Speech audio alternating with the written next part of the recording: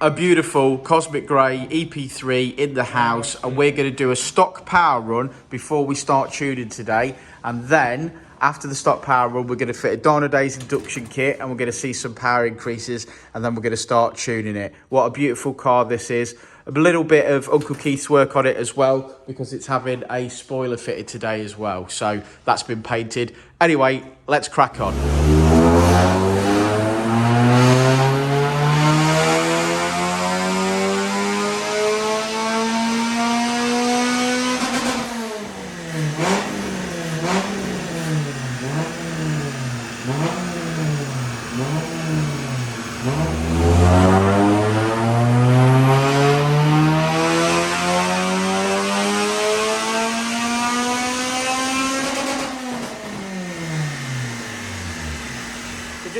Just a quick side note, this is just the car before and after the Dynodaze induction kit, and as you can see there, we've made about, I don't know, 7 brake horsepower, something like that, just off the Dynodaze induction kit. So now it's time to map it.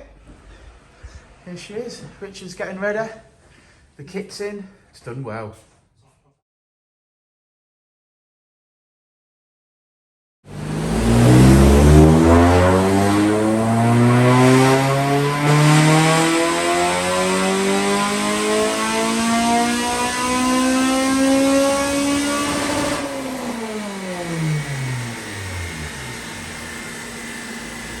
Where are you going, Dyno? You alright? Yeah. Okay.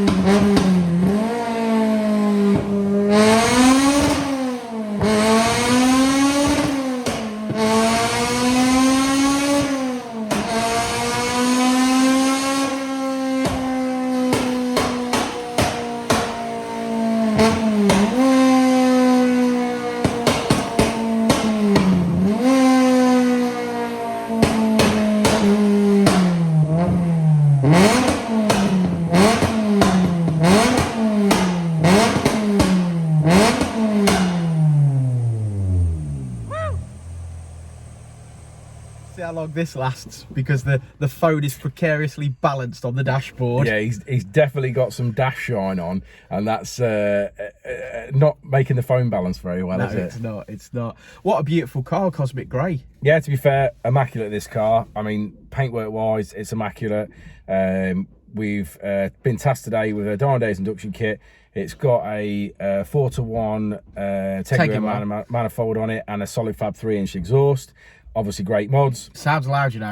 Yeah, it's loud. Sounds good. We fitted the Dynodaze induction kit today. We did talk about briefly this morning about fitting an inlet manifold, but unfortunately we're just so busy today. Yeah, that sort of thing has to be booked in. Yeah, we're just so busy. We've got a job that's run over, which is here for 2 days and has run over slightly. Wanted a little bit of welding, and there was more to do on the understeel than we thought, so obviously we've run over on that. Keith, we painted the spoiler, which was a copy fiberglass spoiler. Painted the blade. Obviously everything's been painted separately. We went to put it in. Unfortunately, it's got 2 metal brackets on the side of it that bolt the little wing part in, and we tried to put that into position and it just nicked the paint. So unfortunately he's had to blow that in, which has stopped us from putting the spoiler on initially straight away this morning. So we decided obviously we'll get on with the map side of things. So we've done that, and obviously once the key's finished with the spoiler, we'll obviously put that back. We'll get that fitted. It's the way it is. It's the way it is. But attention to detail. If it's not right, Keith will sort it out. Yeah. So we've done a sort of double whammy on this. It's obviously here for a spoiler, which we've obviously had and we've pre-painted. Obviously things didn't go 100% to plan this morning, but nevertheless we'll still get the job done. We'll battle through, mate. We'll battle through. We'll battle through. So it's done really well as well, I think, because it hasn't got a uprated inlet manifold as we've just spoke about. And it's finished on just shy of 230 brake. Yeah, I always say 230 is around the maximum that you're going to get on a standard inlet manifold. I don't think you really ever make much more than that. We've done pretty much bang on that. It's got rod up to the top, around 7.5, I think, and then we've kept the power flat across the top. So we've reached a restriction because you can see that on the graph, which I think is obviously the inlet manifold. You know, the rest of the car's immaculate, so it's not. There's no issues with the car. We made an absolute dollop in the mid-range, 40 brake horsepower, and we've made power throughout across the graph. You know, we literally bury the original graph underneath it. Obviously, you can see that. Man, this is awesome. This car's awesome. The customer's a really nice lad. He's actually got an FN2 that's been backed by us. He has actually. Yes, he's got an FN2 and an EP3. This is what we love, isn't it? Mapping EP3s. I must admit, these do respond better than the FN2s. I enjoy mapping the FN2s, but generally these do respond better. So you always end up with a better graph. You always end up with more power on these. We've touched on it many times. I do really genuinely believe it's down to the exhaust design because of the FN2 and where it's got like 490-degree bends in it. Yeah, because of where the fuel tank is, the exhaust has to go around the fuel tank and therefore has to be turned at 90 degrees. I believe that restricts it. I believe that once you've got to run, really, if you want a level of power in an FN2, you've got to run a 3-inch exhaust because you need to get rid of the restriction on the corners to make that power. So that it flows. So it flows. But I just love this sort of work because it's a great car.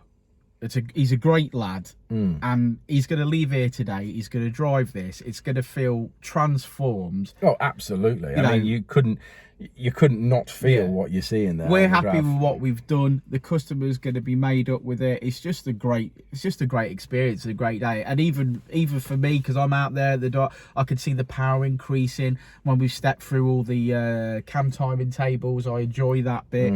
It's just a great experience, and what a pleasure it is to be working on stuff like this. So long may it last. Want to look at this graph with me? Yeah, come on then, let's have a look. Let's do it. Well, here we go. As we say, red line is as she came in, blue line is as she leaves. Transformed it. Look at that power in the mid-range. That's going to feel like night and day, to quote old Nicky Garrett Artac. It's yeah, transformed it. Looking beautiful. When we finish, 228 brake horsepower, which is 198 at the wheels. On final glance at it, what a beautiful car. Cosmic grey. Beautiful. Right, thanks for sticking around to the end of the video, guys. Like and subscribe and all that jazz, and we will see you on the next one. Next video up is actually another EP3. So see you in a bit. Before, and I'll say it again. Life moves pretty fast.